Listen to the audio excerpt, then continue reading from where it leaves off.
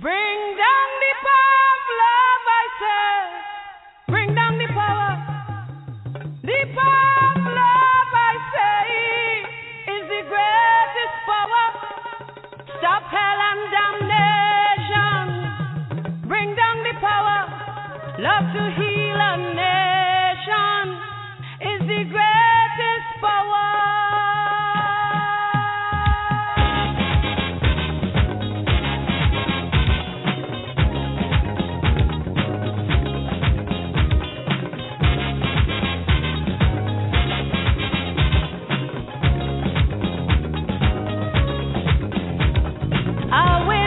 Destruction is blowing over this land. And now the earth is trembling with man's oppression of man. Now the time comes to sit down and rediscover what's life. Show the world the true meaning of real love, power, not strife.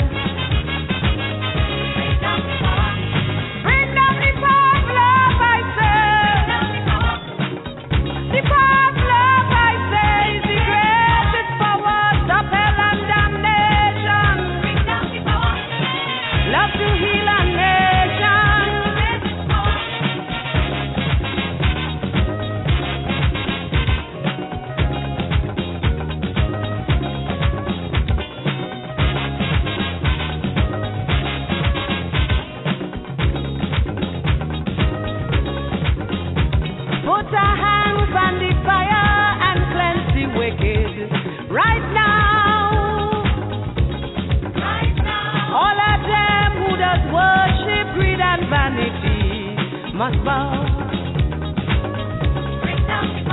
Unity is the banner, so come together.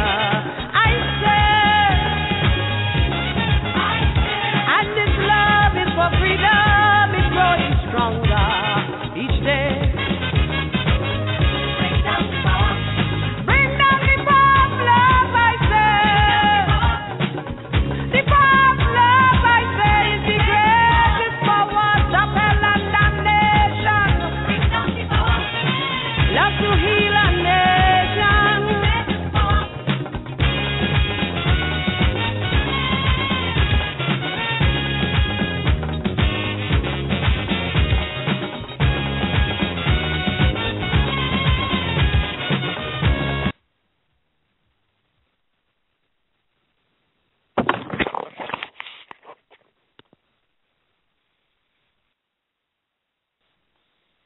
Greetings and welcome to another episode of Anu Asafo. I am your host, Omilade, and we have our host, Golay, as usual, in the studio. But before we begin, let us hear the African pledge. We are an African people. We will remember the humanity, glory, and suffering of our ancestors. We will honor the struggles of our elders. We will strive to bring new values and new life to our people. We will have peace and harmony among us. We will be loving, sharing, and creative. We will work, study, and listen so we may learn. Learn so we may teach. We will cultivate self-reliance. We will struggle to resurrect and unify our homeland. We will raise many children for our nation. We will have discipline, patience, devotion, and courage. We will live as models to provide new directions for our people. We will be free and self-determining. We are an African people, and we will win, and we will win, and we will win. Ashe. Asheo and Hotep and Cairo and Alafia. Greetings to all. This is the Anu Asafo Show. where Pan-Africanism meets African traditional spirituality. And I'm your host, Brother Wole Mango Ifa, along with Sister Omi Lade. And this week we invite you once again to journey with us into the realm of cultural and spiritual consciousness. This week the Anu Asafo's featured guest is Master Instructor Yirser Ra Hotep, the President and CEO of Yoga Skills School of Kemetic Yoga based in Chicago, which also is his hometown and residence. And we'd like to also thank our Chief Jegna Duyasana Anu for his rendering of the African Pledge. And now, we thank you once again and for your attendance in this week's Enlightenment and Transformation Network show, the Anu Asafo, where we present views from a variety of perspectives, but personally endorse none, leaving you, the online audience, to make up your own minds about it. And before we go any further, we would like to remind you to follow us on Blog Talk, and by simply clicking the blue follow button just under the Anu Asafo Show title here on the Blog Talk radio.com page. That way you will be able to be informed of upcoming guests and other information. So click on the button and like us also on Facebook. Tell a friend or simply share our broadcast link with your associates and loved ones. So let's make this the weekend that you actually remember to do it, okay? Great. Now, before we go on to our featured guest this weekend, let's prepare you for the experience with your Vital Energy segment.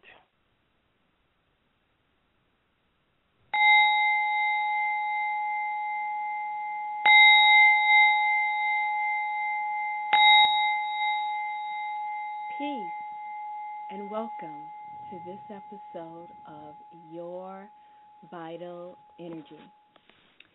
I am Tamu Ngina, and I am your host, and I am happy to be here, and thank you for tuning in to Your Vital Energy. Before we get started, I'd like to thank saduluhouse.org and anunation.org for inviting me to share with you your vital energy. So it's always a little difficult for me to come up with a topic. It's like, what should I talk about? And this week, it was quite easy for me to think about what to talk about. And I'd like to share with you one of my biggest passions. As you probably know, I'm a licensed massage therapist. I am also a Buddhist minister, and I am a Reiki master teacher, and I am also, first and foremost, a therapeutic reflexologist. I have a diploma in therapeutic reflexology. So what is reflexology? Reflexology is the therapy of putting certain pressure on the bottom of your feet using your thumb, fingers, sometimes tools, working the different reflexes on the bottom of the feet. Reflexology is a form of body work that focuses primarily on the pressure points in the feet, hands, and ears. Reflexology is a complementary and holistic healing technique that has its origins in the ancient cultures of Egypt, China, and India, and even in Native American communities. There are believed to be over 7,200 nerve endings in your hands and feet that correspond to various areas and organs in your body. In other words, basically, your foot becomes a map of the body. So if you look at the foot, for example, the toe, your big toe represents your head. The bony area, the metatarsal coming down from the big toe, that represents your neck. across the bottom of the foot represents your lungs. The top of your foot represents your chest area, and in between the metatarsals, in between the toes, that represents your lymphatic system. So basically, in other words, it's like the electrical wiring of your body ends and begins in your hands and feet. This quote-unquote electrical system sends nerve impulses back and forth along neural pathways that can be accessed on the soles of your feet and the palms of your hands.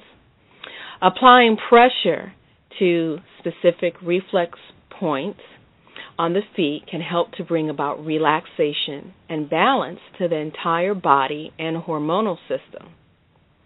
Now, not only can it bring relax and balance,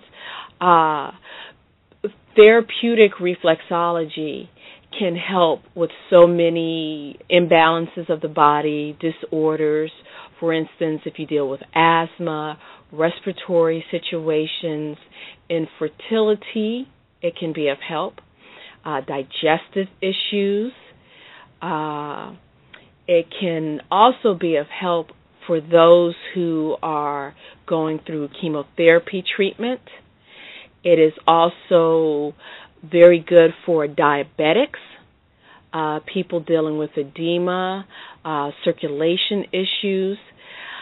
You might have heard me mention on the program before, on Your Vital Energy, that my motto is, love your feet and your body will love you. And I really stand by that motto. I'm very big on encouraging my clients to take care of their feet, and that includes not wearing tight shoes, shoes that just fit perfect. Because what happens is, you put on a pair of shoes, you buy a pair of shoes, maybe you go out shopping early in the morning and you buy a pair of shoes.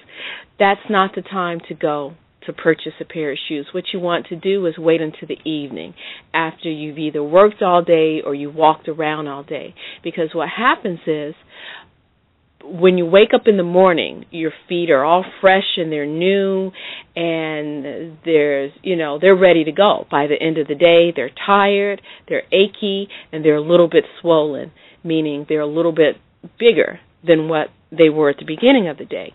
So if you purchase shoes towards the end of the day after you've been walking all day, you'll get a better fit for the shoes. It's always good to have shoes that are a little bit wider or a little bit larger, so that way your toes have lots of wiggle room. They're able to grip, extend, and flex, and you're able to engage all of the muscles in your feet, which thus engages the muscles going up your calves and in your legs. The reason why I say love your feet and your body will love you is because, the feet are so often neglected, and the feet bear your weight for your entire life. And it doesn't matter if you're 110 pounds or 310 pounds.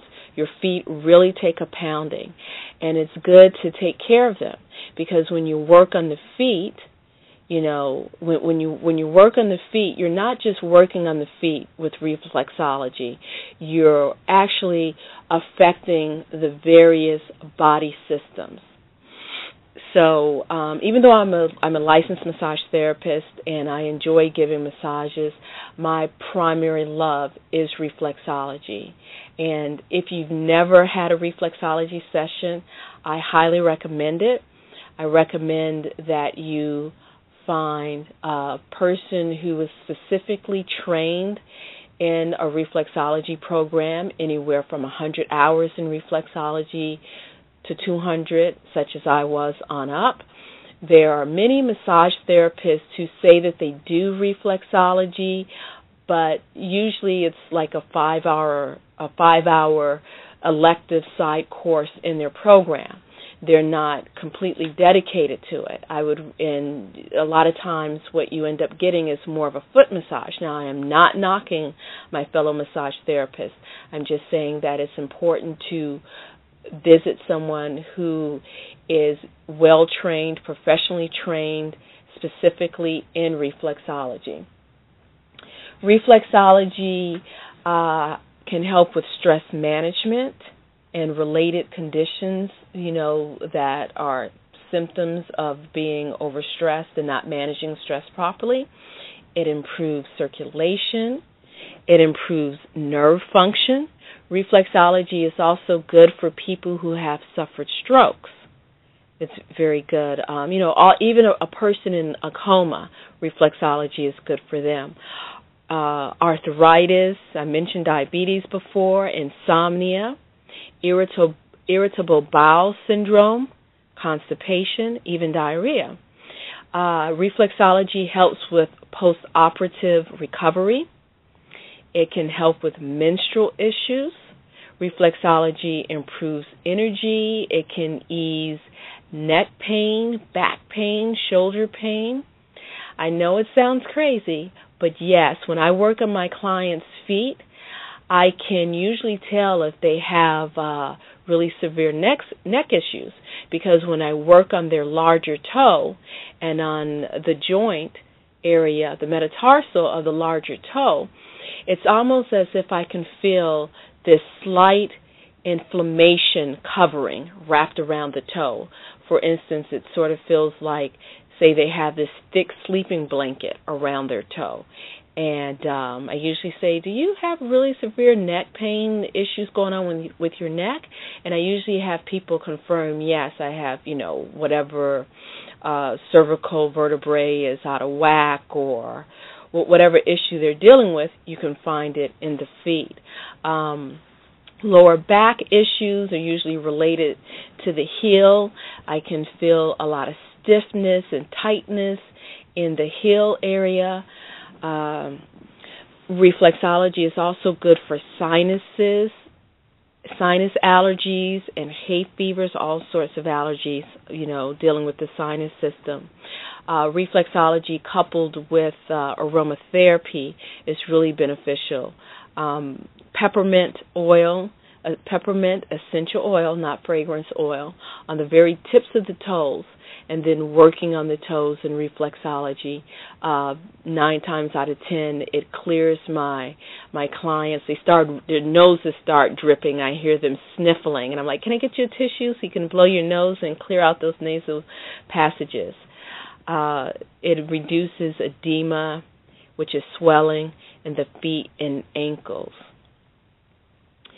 So, as I said before, applying pressure to specific reflex points on the feet can help to bring about relaxation and balance to the entire body and the hormonal system. So it's good for hormonal imbalances. When the body is relaxed, in a homeostasis situation where everything is sort of mellowed out and relaxed, it begins to balance, and its own natural healing can begin to take place on various levels, including emotional, mental, and physical. Reflexology now is not meant to take the place of traditional allopathic medicine, but may be used as a supplement to your current regimen.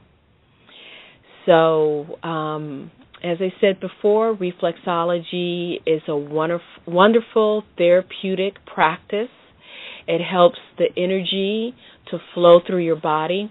When I'm working on clients, when I'm working on them, and especially towards the end of the session, and even in the middle of the session, they'll begin to say, wow, I feel this incredible energy kind of going up my legs and all the way up me. It's like very relaxing. And I just smile, and I just know, I'm just like elated because I know that reflexology helps. What else can I tell you about reflexology? Basically, what I can tell you is, please have a session done yourself, okay? Once you have it done, you'll understand the benefits, and you'll return to it. I would say at the very least, get a reflexology session once a month. For therapeutic purposes, if there's a certain issue that you're really dealing with and really trying to get help with, having it done once a week is very helpful. Maintenance once every 2 weeks to once a month. Your body relies on your feet to get about, and your feet take the brunt of everyday living. They take a pounding. So you love your feet, and your body will love you. And if you have any questions regarding reflexology, or if you're interested in trying to figure out how to find a reflexologist close to you, please hit me up on the internet. You can find me on Facebook. My Facebook page is Mend Soul. That's MENDSOUL. Mend Soul. Thank you for joining me for this episode of Your Vital Energy. I hope I have once again encouraged you to try out reflexology. If you're a bodywork therapist or a Reiki practitioner, I think it would be great to find yourself a local reflexologist that you can trade sessions with. And if you're not a body worker or massage therapist or energy practitioner, becoming a client of a reflexologist or even giving a gift to a loved one that might be dealing with a health crisis is a wonderful gift that will last a lifetime. So we're going to bring this episode to a close, and I thank you for joining me, Tamu and Gina, for Your Vital Energy.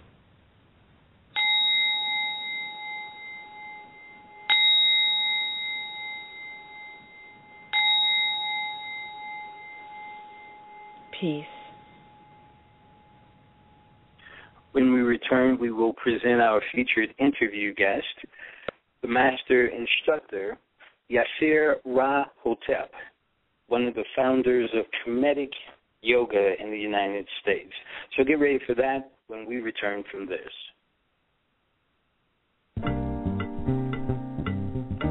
According to legend, there was a time when Earth was pure, free of all evil. Unicorns, pearl paved pathways, skies so bright, no night, no problem. When only positivity polluted the conscience, and something went wrong. My name is Insight.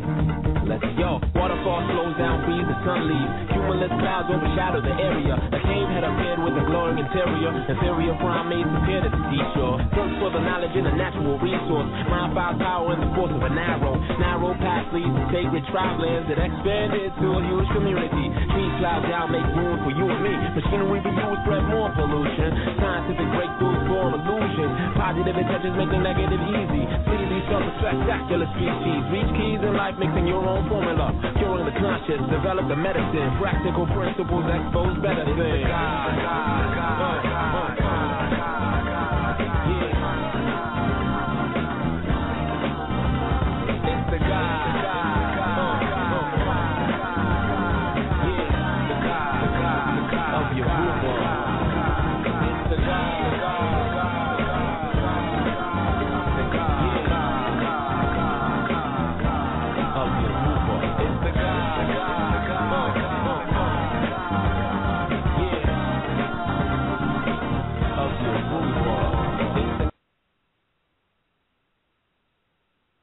It is 22 minutes after the hour, and you're listening to the Anu Asafo Show, where Pan-Africanism meets African traditional spirituality with Brother Wole Mango Ifa and your co-host, Sister Omi Lade. Sister Lade?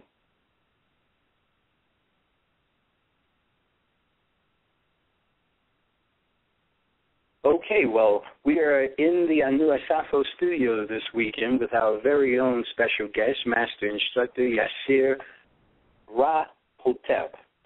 Yirser Ra Hotep is a master instructor of yoga and the creator of the Yoga Skills Method.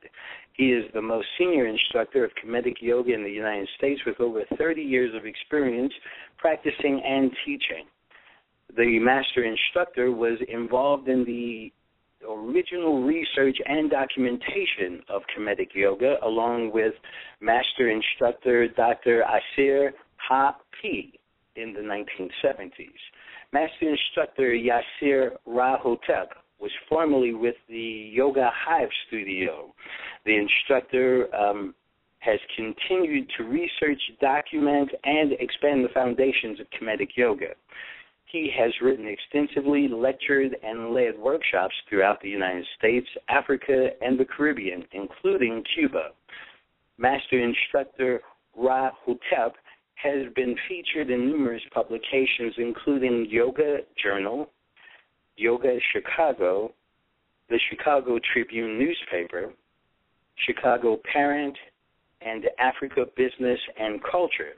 He has also been interviewed and featured on WGN-TV, the Chicago Superstation, ABC, NBC, CBS, and has appeared on the Oprah Winfrey Show. To contact the instructor, he has a Facebook page under the name of Yirser Ra Hotep. That's Yirser, capital R-A, capital H-O-T-E-P.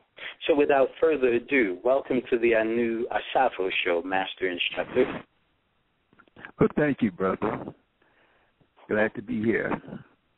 Well, it's definitely an honor for us to have you. We have a variety of questions, but as I just mentioned, you are no stranger to the interview game. So I'm basically going to move aside and let you say the things that you know how to say and are well qualified to say. First, could you give us a little bit more fuller background in how you got from where you used to be, I guess, growing up in Chicago, to where you have become today, please? Well, I was born and raised and still live in Chicago. When I was growing up, I was living the same type of kind of unhealthy lifestyle that everybody else was. At different points in time in my youth, I was affected by headaches and stomach aches and different stress-related disorders. I got into using different substances. I wasn't never what you would call a drug addict or anything like that, but I did indulge in various types of drugs and other substances, mind-altering substances. And when I turned 21, I decided that I wanted to change that whole lifestyle around. And so I essentially became a fruitarian. I was reading books by Dick Gregory, and I came in contact with Arvenia Fulton, who was actually Dick Gregory's mentor, who had a store in Chicago. And because I didn't really know how to prepare vegetarian meals, I just started eating fruit exclusively. So I just ate fruit and nuts, and that was it.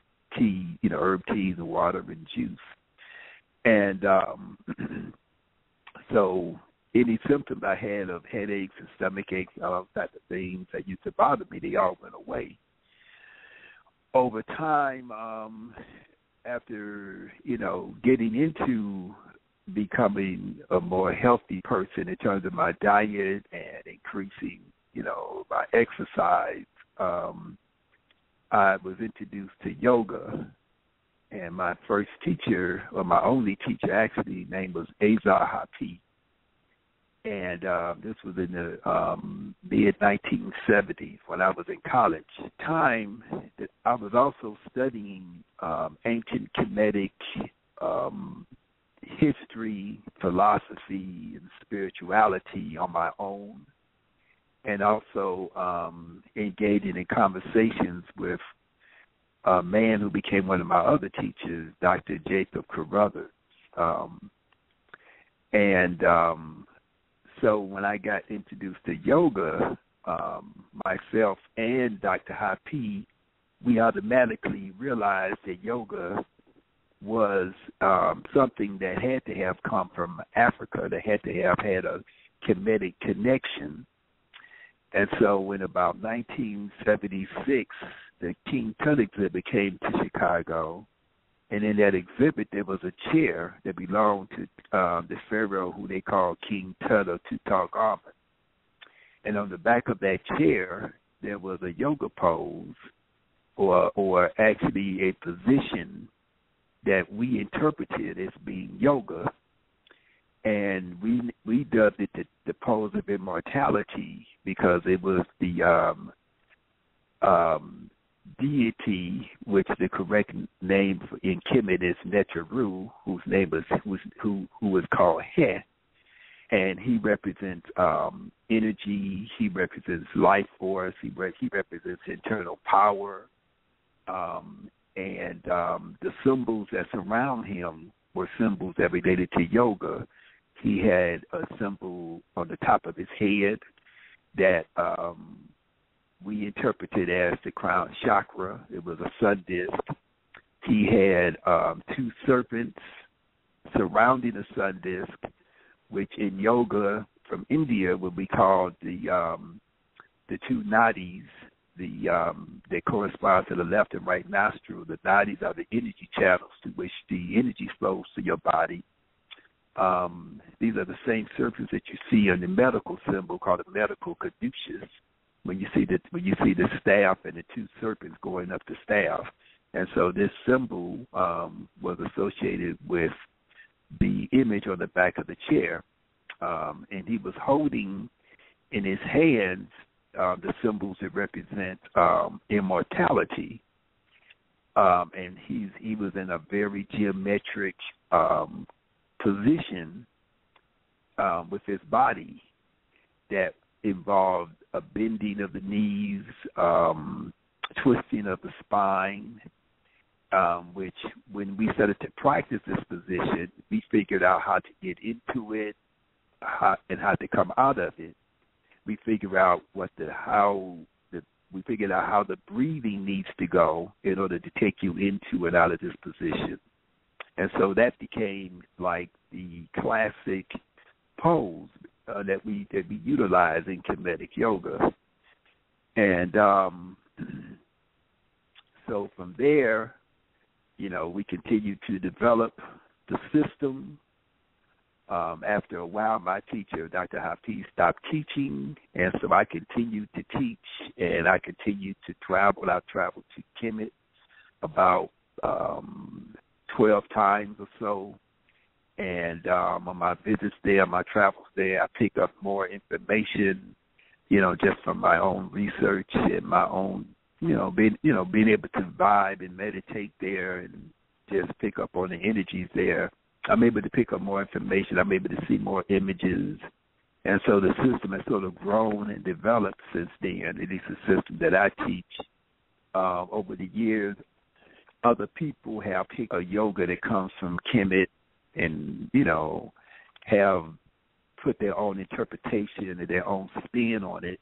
But the original idea of Kemetic yoga or ancient Egyptian yoga, began with us in Chicago.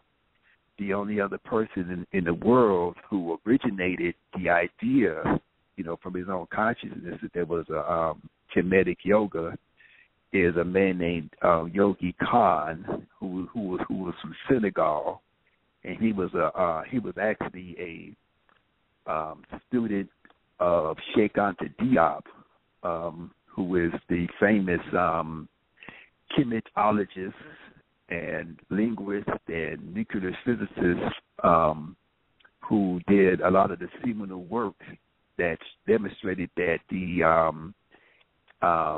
people of ancient Kemet were an African people, genetically, culturally, ethnically, linguistically, so on and so forth. And so those are the two strands of Kemetic yoga on the planet.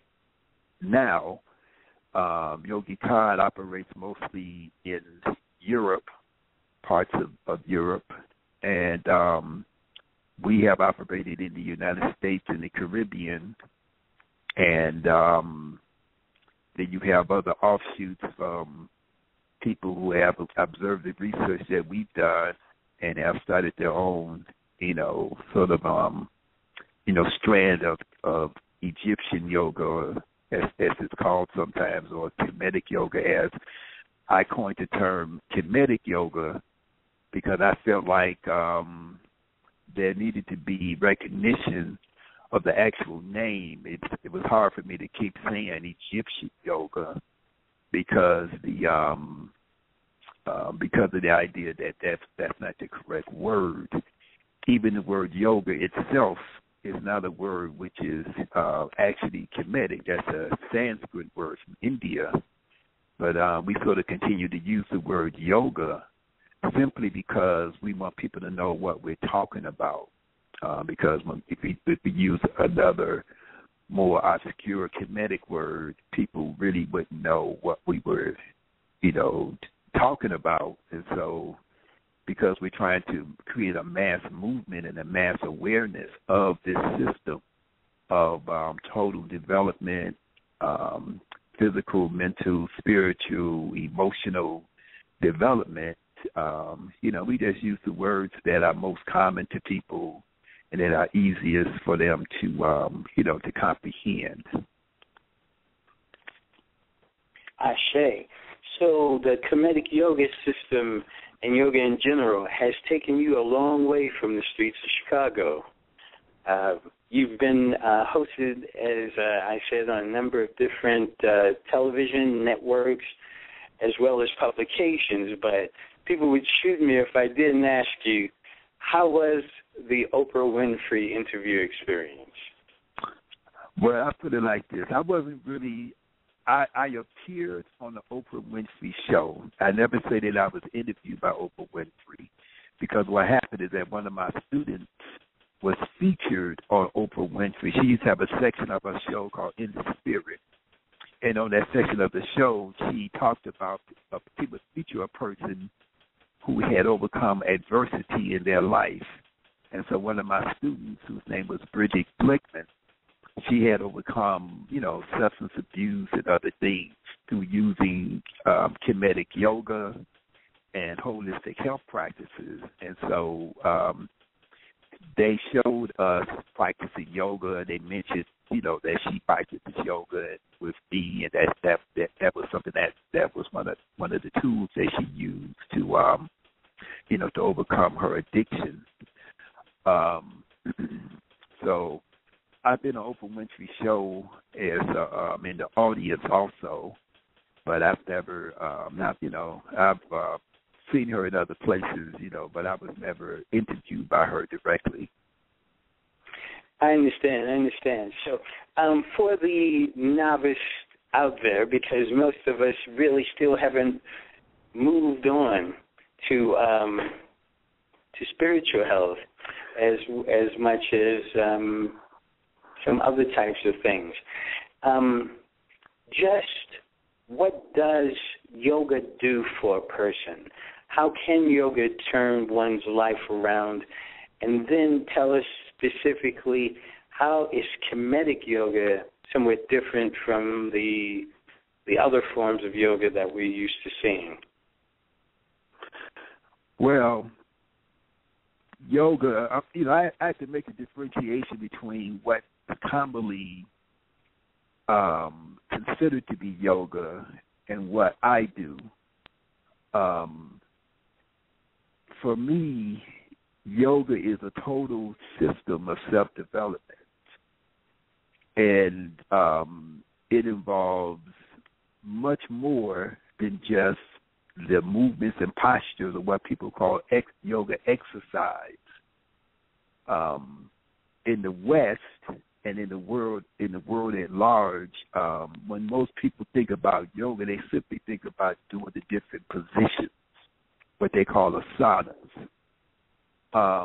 And that is probably like one of the smaller aspects of yoga.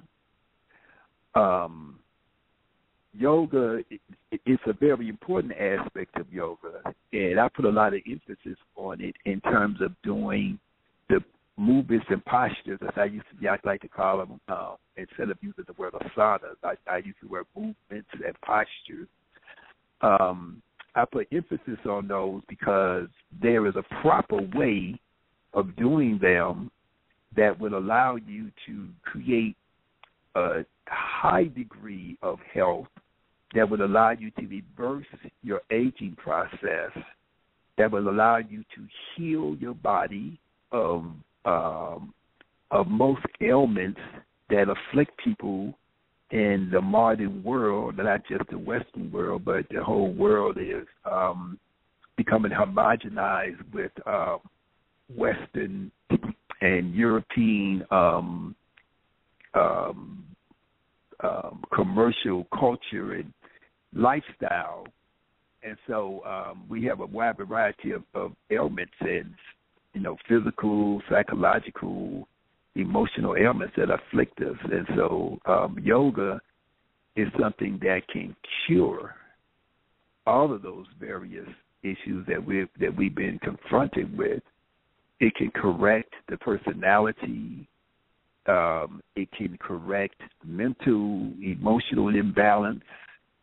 For me, yoga is a system of liberation. One of the main reasons that I was really attracted to yoga was not just that it would allow me to have a personal practice that would enhance my physical well-being, my mental well-being, my spiritual well-being, but it was also something that I saw that if black people in general started to do it, it would be one of the tools that we can use for our liberation. And when I say black people, I'm talking about, black people because I'm black and because that's the main arena that I operate in, but actually all people, because all people who live, in this under this system that we live in, under this matrix, are living in a state of illusion and living in a state of oppression. And so that's one of the reasons why the planet is in the state that it's in. It's because people in general don't know who they are, not just black people. And so for me, yoga is it is engaging in yoga.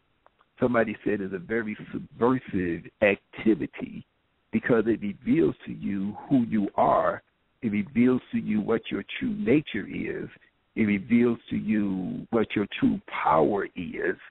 We are taught that we are weak and that there is a God in heaven that we have to be afraid of, and that we have no connection other than that we are like a subject to that God. That's why they use the word Lord, as if that God is somebody who you have to fear and is your authority. But in reality, we are connected to that Creator. We have the power that emanates from the Creator to create our own lives, to create our own thoughts, to create our own consciousness, and to transform the world and shape the world in such a way that it is in harmony with the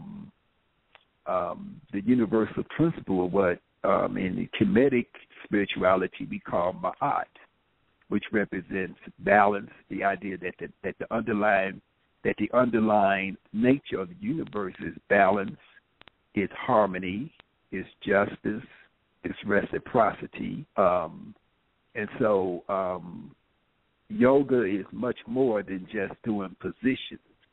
The positions are not just positions. The positions are movements and postures that are done using the breath. The breath is the way, is another word for life force. When we breathe, we are breathing in such a way in our practice that we are moving energy. We do the movements and postures not because we're trying to stretch, We do the movements and postures in order to integrate our mind and our body. We do the movements and postures in order to develop skills and competencies like patience, like self-control, like focus, like concentration, like coordination. And we want to be able to apply those skills that we learn through our practice, through the mastery of doing different movements and postures. We want to apply those skills to our everyday life. To do a difficult posture or to do a difficult movement, I have to use patience. I have to use concentration. I have to use self-control. And so as I develop those skills in my practice, and my practice advances, I should also be able to apply those same skills when I deal with my family, when I deal with my mate, when I deal with other people, as I go off into the world and I deal with business and I deal with building relationships. I should be exuding those same competencies that I developed in my practice. There should be no separation. So I'm learning lessons. When I learn how to do movements and postures, when I learned how to do the lotus position, which took me 2 years, I had to learn patience. I had to apply patience and self-control. I had to apply the idea of perseverance. I had to apply the idea of faith and believe in myself, that I was doing something that was that I was able to do something that was almost impossible from the time when I first started, okay? Because when I first started to practice yoga, my body was very stiff. And so it took me 2 years to do a position like the lotus position, and I had to practice. I had to engage in those different mental and emotional competencies. I was also building up my emotional IQ as I practiced. And so then from your practice, from your meditation and your idea that you are able to control your breathing, you develop an awareness of your true nature. You become in tune to the fact that you have a physical body, but more importantly, that you have a non-physical body. You have an energy body, and that this energy body is the result of your breath. This energy body is affected by your breathing.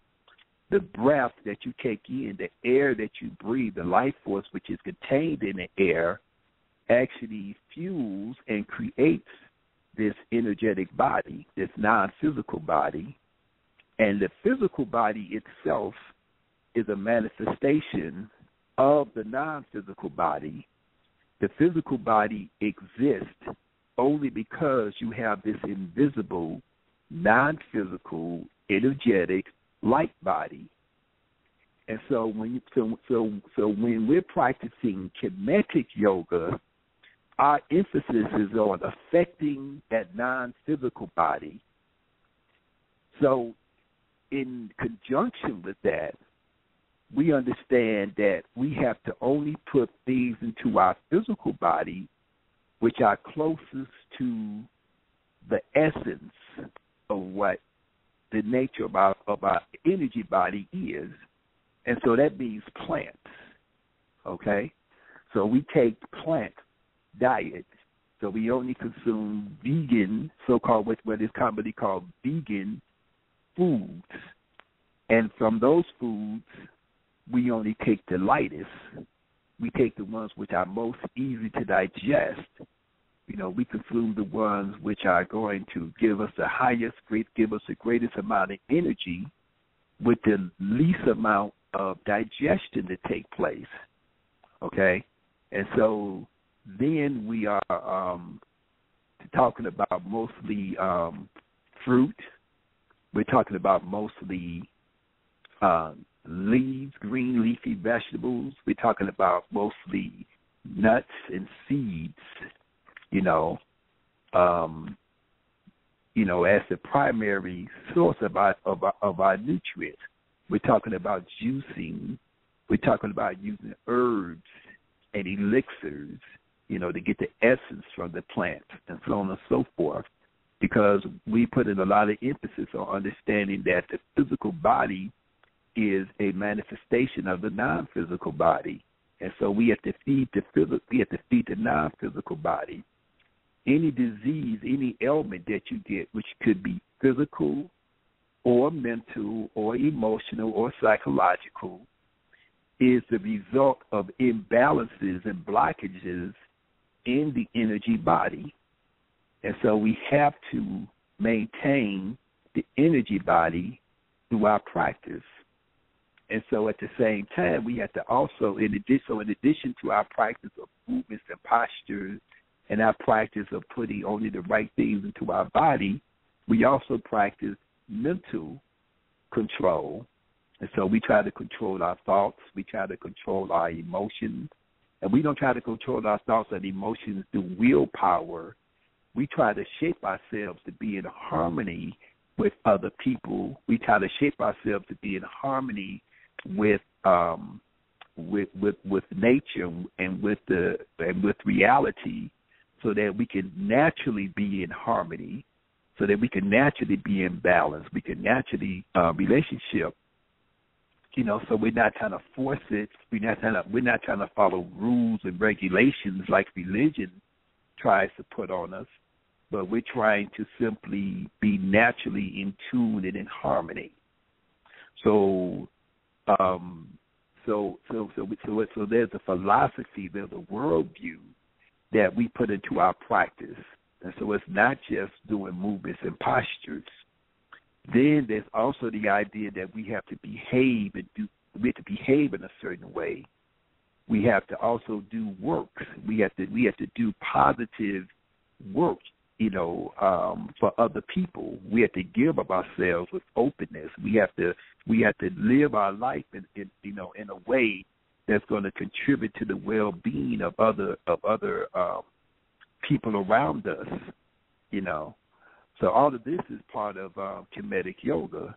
All of this is part of the benefits of yoga. And that's why yoga becomes so powerful, because once you understand what your true nature is, there is no way that you're going to say, I'm going to become a slave.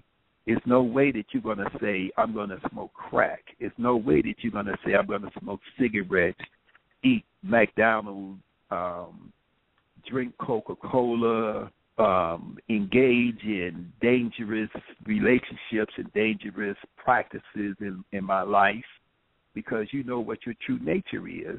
And so that's why I say that practicing yoga, especially practicing yoga from a Kemetic perspective, is a subversive activity. Shay, that was fantastic. So your work is much more than just physical. You're doing spiritual work through the use of the body as a vehicle, it sounds like to me, which is fantastic. Tell me, how do you approach the instructing of other people through this journey? You've been doing it for a while.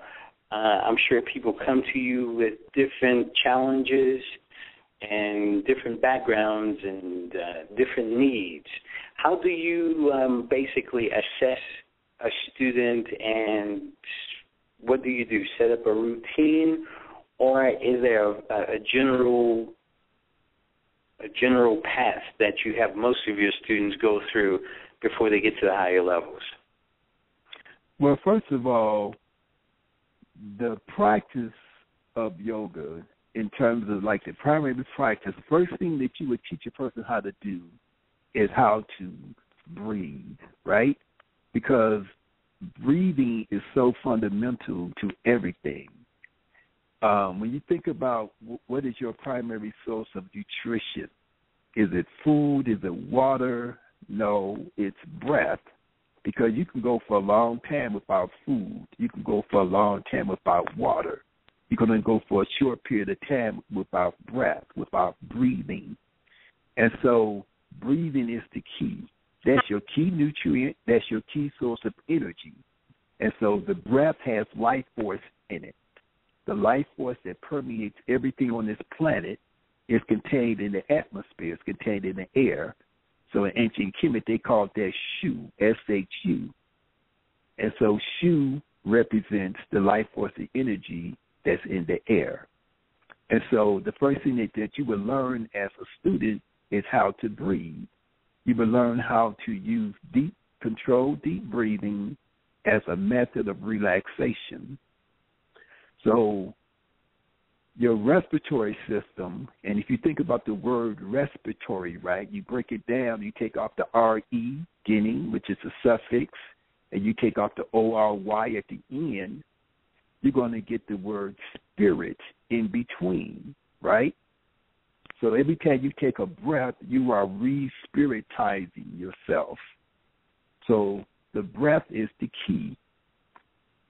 Breathing activates the parasympathetic aspect of your autonomic nervous system. Your sympathetic nervous system is your stress response. Your parasympathetic is your relaxation response. And so controlled deep breathing activates the parasympathetic nervous system, which activates your relaxation response.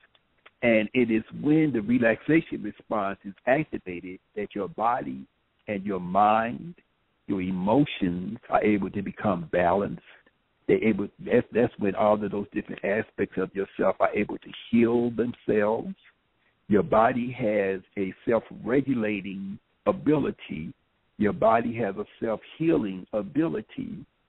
When you activate parasympathetic nervous system through controlled deep breathing, you are activating your body's ability to heal itself. Okay? And so through getting relaxed, releasing negative thoughts when you're in that relaxed state, you are in essence performing psychological therapy to yourself. You are in essence learning, what your psychological blockages are, what your emotional blockages are, and you are releasing them through understanding simply how to relax. When you learn how to become still, how to lay on the floor, we do what we call the mummy pose, and we do controlled deep breathing in the mummy pose.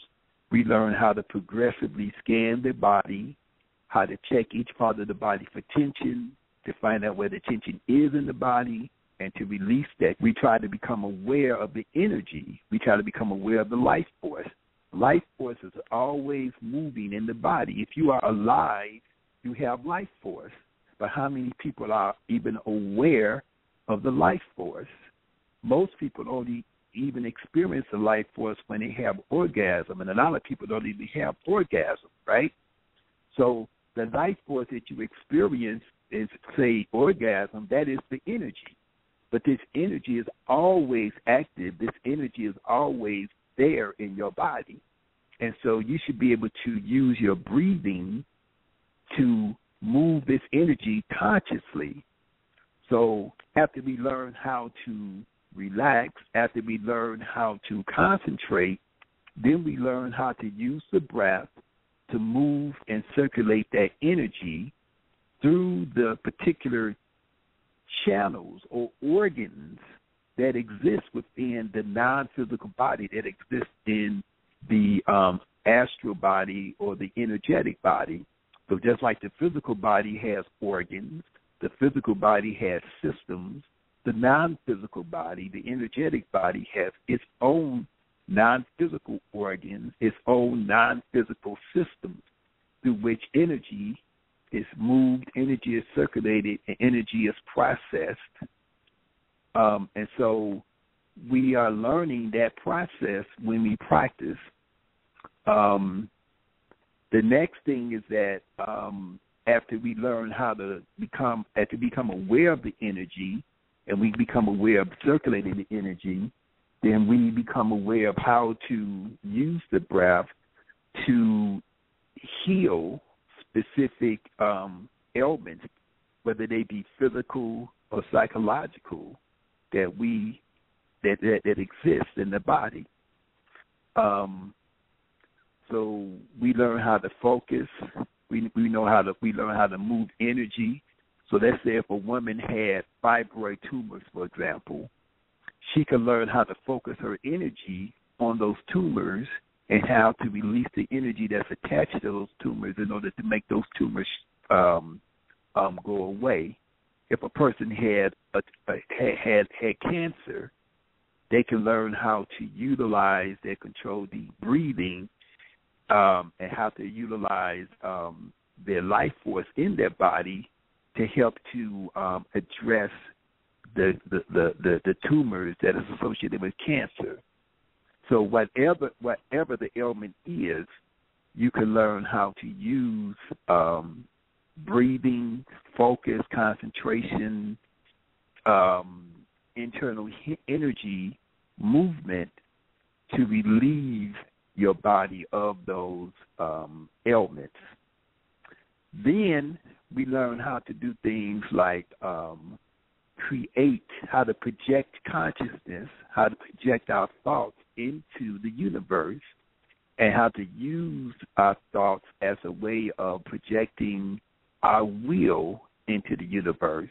And so once we learn that we can create our own reality, then we can use what is commonly called creative visualization to project our own consciousness into the universe in terms of what we want to create for ourselves.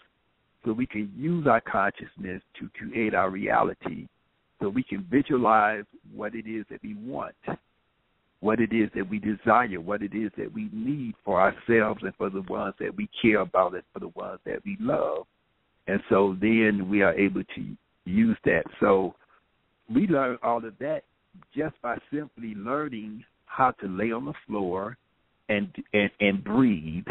That's all part of the process of what we call the mummy pose. That's before we even get to any movements or any postures or anything else.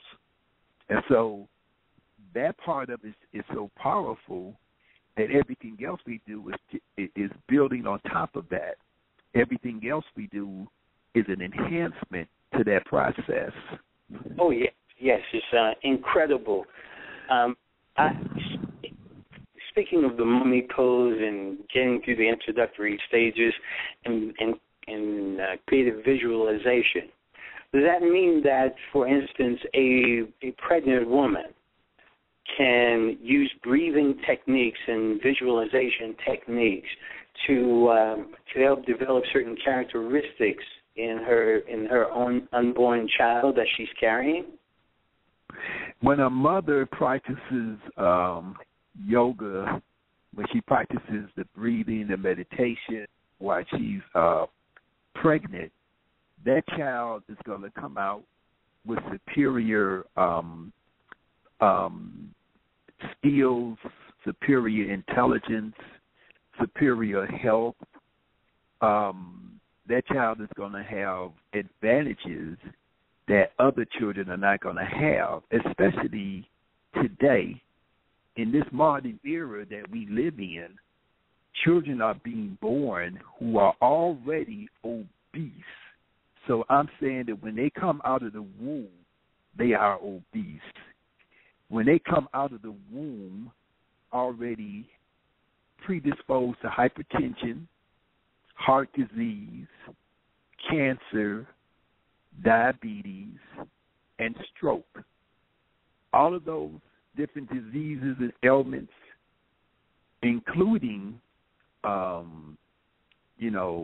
mental illness and attention deficit disorders, are already encoded into them while they were being carried in the womb because of the behavior of the parent and the environmental factors that the mother is exposed to. All of this is impacting that child, that infant or that fetus, actually. And so when a mother practices, kinetic yoga or yoga in general, the mother is able to alter those energetic signatures which are being sent to that child.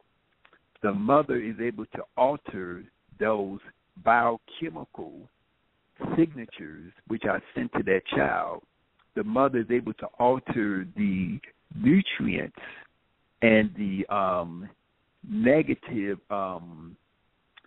the negative free radical type of substances that the child is being exposed to. Whenever a person is under stress, stress is something that kills you. When you are under stress, the cells of your body cannot repair themselves. The cells of your body are not able to duplicate themselves in the proper manner. The cells of your body cannot eliminate toxins. The cells of your body cannot create antioxidants. Okay. Or the nutrients that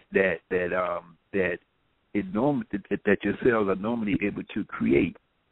And so when a mother is pregnant and carrying a child and is under stress, it is very, very, very destructive. And the stress doesn't even have to be something that she's aware of, because most people, especially black people, exist in a state where we are under constant stress because we live in a negative, toxic environment, cultural, social environment, that is because we live in a system of white supremacy and racism. And so we are surrounded by the subconscious, unconscious negativity that permeates our life, whether we have money or whether we don't have money, except that people who don't have money are just extra susceptible to all of these negative effects. So yoga for a mother is going to be fundamental to creating a child who is going to be free, essentially free of many of the negative consequences that we see children being born with now. We see children now who are 10 years old who have adult onset diabetes. When I was young, the only person I knew of who had diabetes was an old man or old woman, somebody in their 80s or 90s who developed diabetes. Now the same diabetes, and I'm not talking about juvenile diabetes, I'm talking about adult onset diabetes, which is something that's a consequence of lifestyle. 10-year-old children who are obese, weighing 170 pounds, which is what I weighed when I was in 8th grade or something, high school.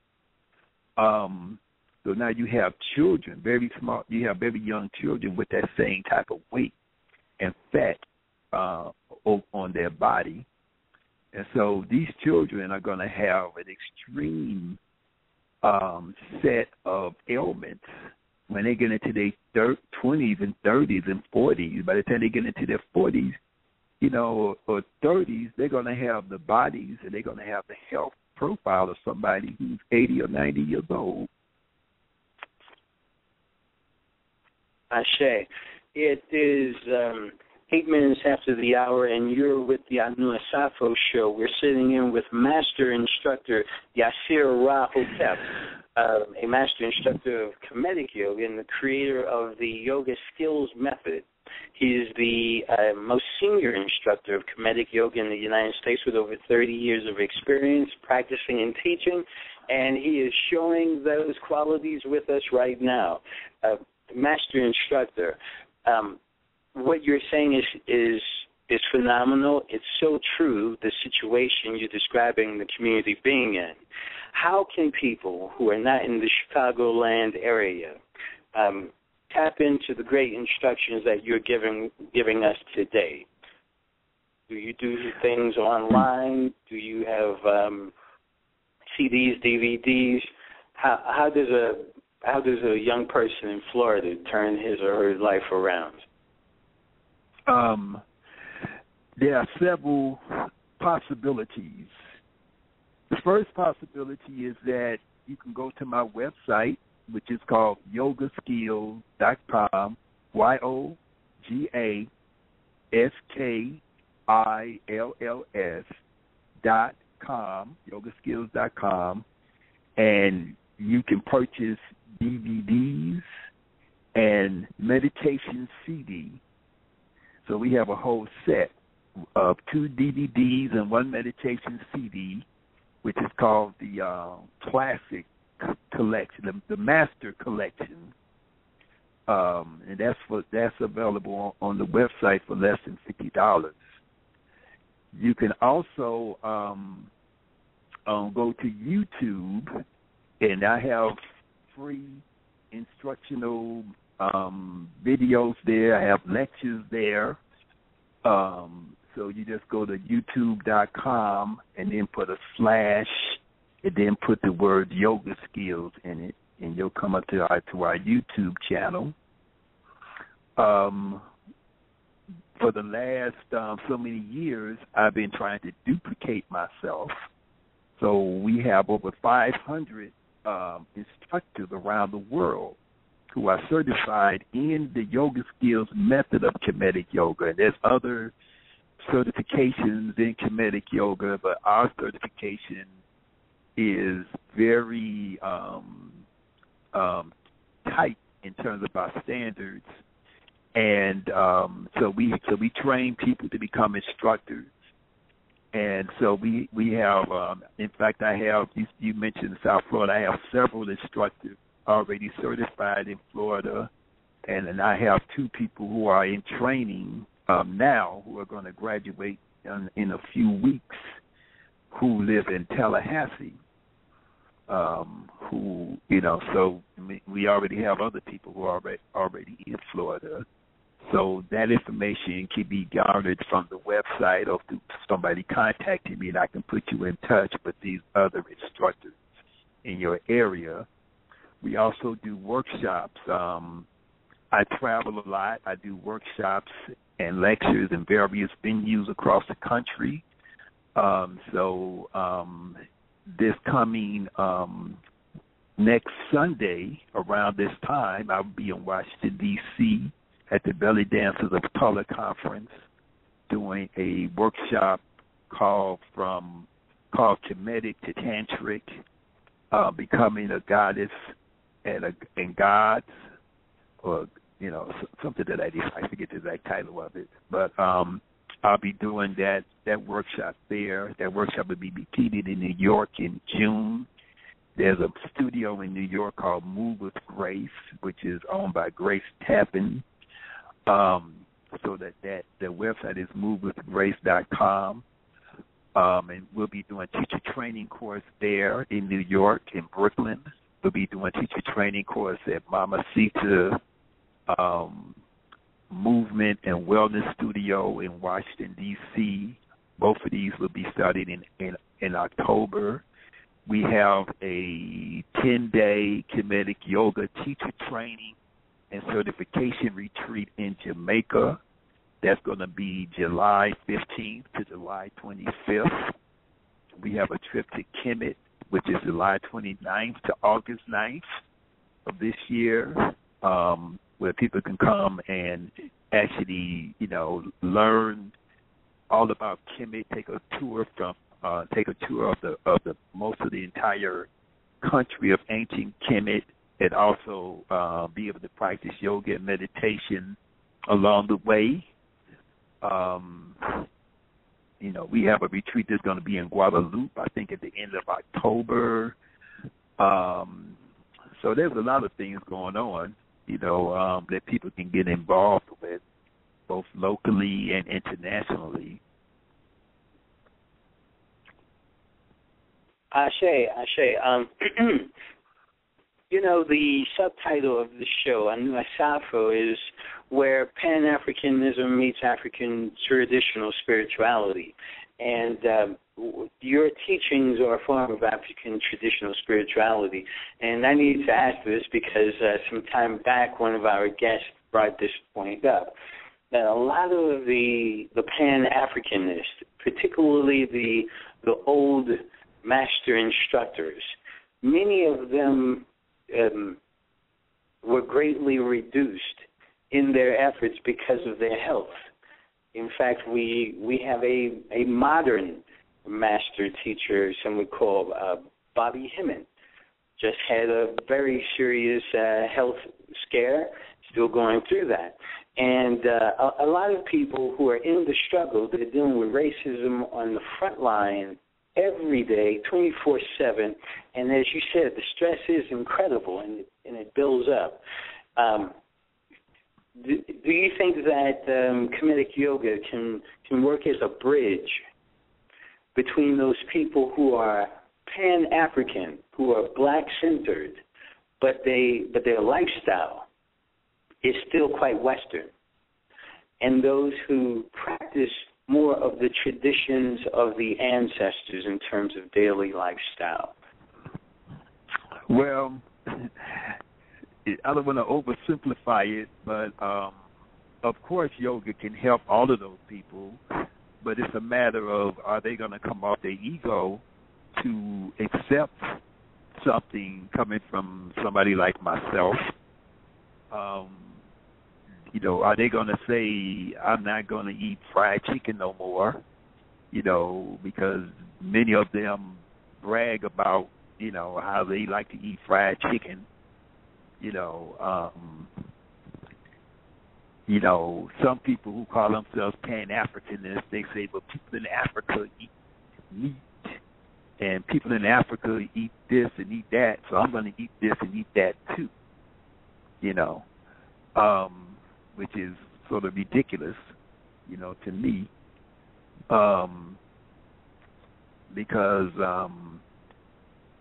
we have choices that we can make that, and the food that we have here is totally different than food that people ate, that people eat or ate in Africa. And people in Africa are suffering for the same.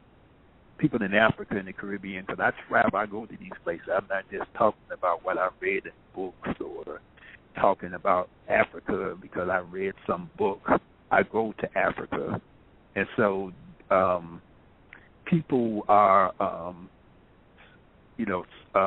in Africa are suffering from these diseases as much as people, I traveled to Ghana. I've been on radio shows and TV shows in Ghana, and people I was in Belize last May, and they have obesity, they have high blood pressure, they have diabetes, they have stroke, they have heart disease, and men complain about sexual dysfunction, and things like that, which is something that really affects your quality of life and your happiness.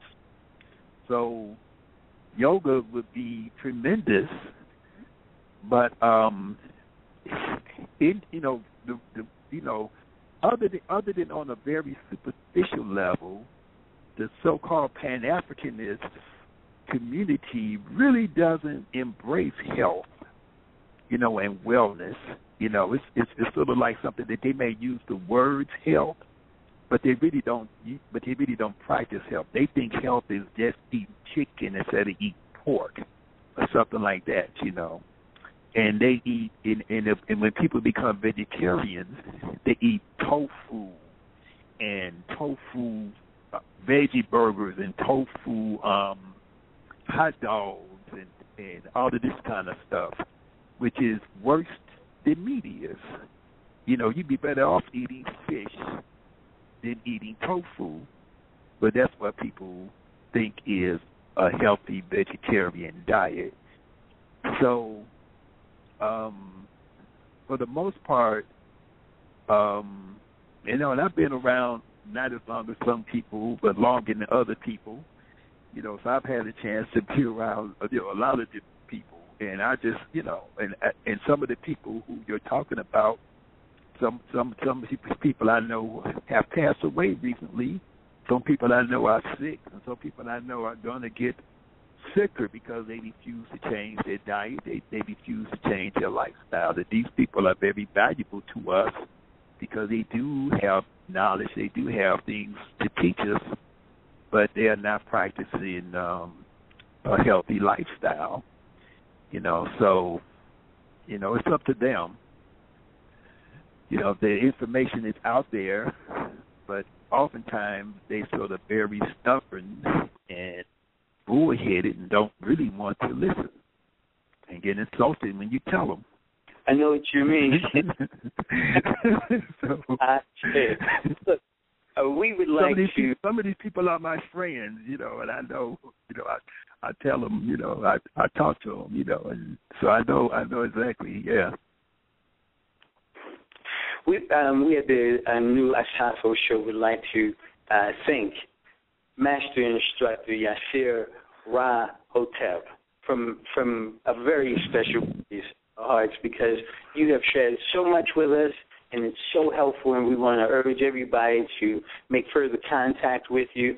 Your contact information will be on the Blog Talk page, and we're going to give it again in the closing. But now that we have 5 to 10 minutes, I want to give you time to talk about anything that I may have not asked you about that you feel particularly strongly about, and if you covered everything you wanted, you can give us more information on your contact information, your products and services. But take 5 minutes, sir. Well, if anybody wants to contact me, you can just call me. My number is 773-396-6613. I'm in Chicago. You can email me at Yirser. My name is pronounced Yirser Ra Hotep, and the email address is YIRSER@yogaskills.com. And yogaskills.com, of course, is the website. And I'm also on Facebook. If you just put in the name Yirser, YIRSER, you can find me on Facebook, too.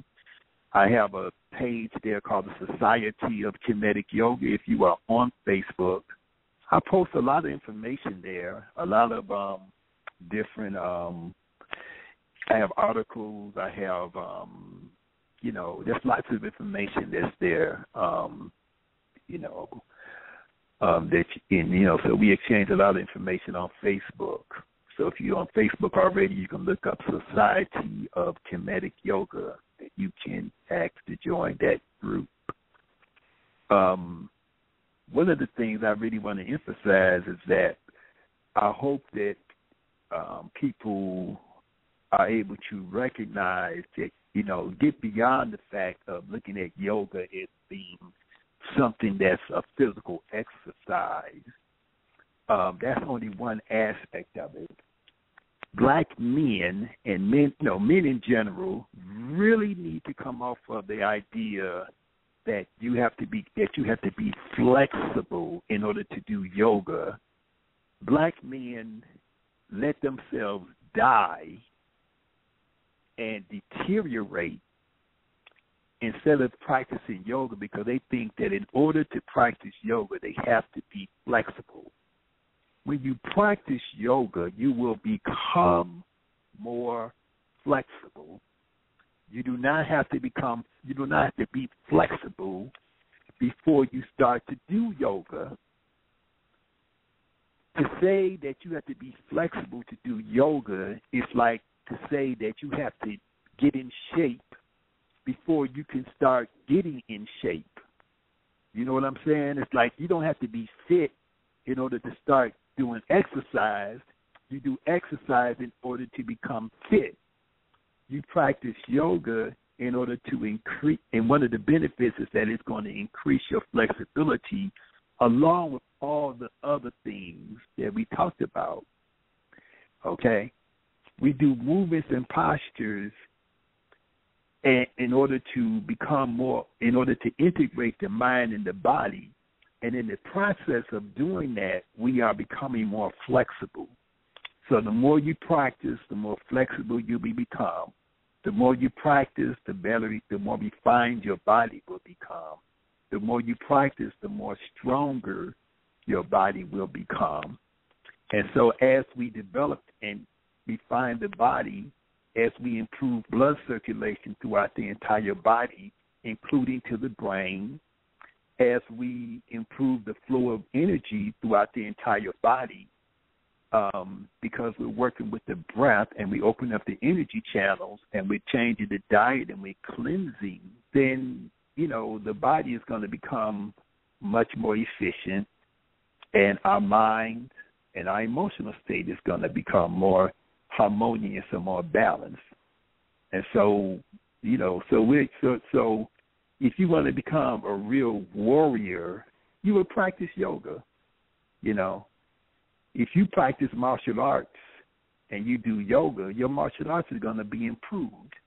If you play basketball and you do yoga, your basketball is going to be improved. I can point out numerous athletes, from Tiger Woods to Kevin Garnett to Michael Jordan to LeBron James, any of them. They attribute part of their success to the fact that they practice yoga. So why wouldn't intelligent person want to practice yoga? Why would they say, "Oh, that's for girls"? LeBron James is not a girl. It doesn't make any sense. And black men have the least understanding of yoga and have the highest negative attitude towards it. Some black men think that you have to be gay or think that practicing yoga is gay, which is ridiculous. It has nothing to do with your sexual orientation. I don't know. That's my rant. Your show. And it was a good one. It was a good one because when we get around to it, a lot of times there's this macho thing at the bottom of a lot of stuff that stops us from exploring some of the world. But again, we want to thank you so much for your attendance here, and please stay in touch. We're going to be reaching out to you. Please stay in touch because we want to get you to come back one day, okay? Well, whenever you want me to come back, just let me know. I enjoyed talking to you and your audience, and I hope that people have heard what I had to say and will check out the site and at least go to YouTube and get some free information. If not anything else, but the information is out there. I try to make a lot of stuff out there for free because my goal is to transform the community. We do a lot of work in the community. We do a lot of work for children. Ashe. Very excellent. And once again, that was Master Instructor Yirser Ra Hotep. And we want to say thank you to all the listeners and let you know that this has been the Anu Asafo Show, where Pan-Africanism meets African traditional spirituality, with your host, brother, sister, Omilade, and me, Brother Wole Mango Ifa. And we would like to thank our special guest again this week, Master Instructor of Kemetic Yoga, Yirser Ra Hotep. And we invite you to join us here each Sunday at 1 o'clock p.m. Eastern Standard Time, 12 noon Central Standard Time, and, of course, 10 o'clock Pacific Standard for another enriching installment of the Anu Asafo Show, where next week our featured guest will be the Sangoma, Kulu Kevin Buckner. You look out for more on that visit because you definitely don't want to miss it. And remember, follow us on Blog Talk, like us on Facebook for the most up-to-date information on coming shows and on new programming in general. The Anu Asafo Show is a production of the Enlightenment and Transformation Network, where we present a variety of views but personally endorse none, leaving you, the online listening audience, the opportunity to make up your own minds. So until next Sunday, for the staff and crew of the Anu Asafo Show, Sister Omilade, Oya Anu, and myself, Brother Wole Mango Ifa, peace, family. Ni Adabo.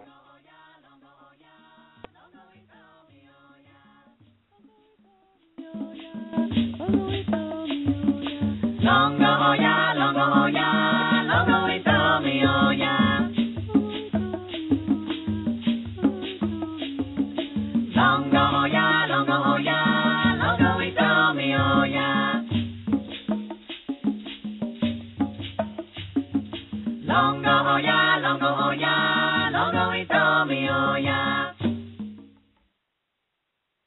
We thank you for your listening support and urge you to become an active participating member of the Anu community.